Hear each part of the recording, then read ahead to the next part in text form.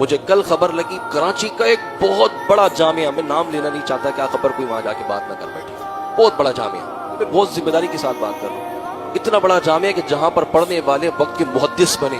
مفکر بنے، مفتی اعظم پاکستان بنے، اتنا بڑا کراچی کا جامعہ ہے، اتنا بڑا نام ہے، اور 32 سال تدریس کرنے والے جو استاد گرامی ہیں، کچھ سال پہلے اپنی بیٹی کی شادی پر قرضہ لیا تھا،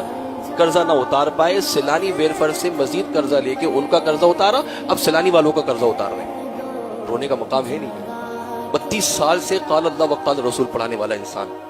اس نے اپنی بیٹی کی شادی کی، قرضہ لیا، وہ عالم دین نہیں اتار پائے، سیلانی والوں سے لیا، اور یہاں آپ ایک نعت خواہ کو بلانے کے لیے 2-2.5 لاکھ روپے اس کی صرف سیٹ پہ لگا دیتے ہو، صرف سیٹ پر 60-70 ہزار کے پھول لگے ہوتے ہیں جو 2 گھنٹے کے بعد سڑک کی زینت بنے ہوتے ہیں، اور 2-2.5 لاکھ روپے اس کو نذرانہ لوٹا دیا۔ پنجاب بلایا ہو، پنجاب سے بلایا ہو تو آنے جانے کا ٹکٹ بھی دے دیا آپ نے، اور اس عالم دین کا کیا قصور ہے کہ جو آپ جس نے نسلوں کو علم پڑھا کر قال اللہ و قال رسول پڑھا کر اللہ کا برگزیدہ بندہ بنایا،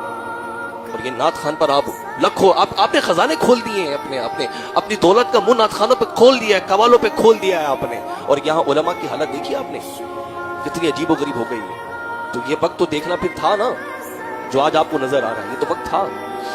جو لوگ اس امت کا سہارا بننے والے تھے، جنہیں ضرورت تھی کہ اسلامی نظریات کا تحفظ کرتے، آپ نے تو ان کو اوندے منہ پھینکا ہوا ہے۔ آپ کبھی جامعہ کا، میں ایک سچی بات بتا رہا ہوں، جس نے اس سال اپنے محلے میں، اپنے علاقے میں محفل میلاد کرنی ہے نا، وہ ایک مرتبہ محفل میلاد سے پہلے جامعات کا دورہ کر کے آ جائے، ایک مرتبہ بس، اور پھر سوچے کہ آیا کہ اب یہ پیسے میں نعت خواہ کو دوں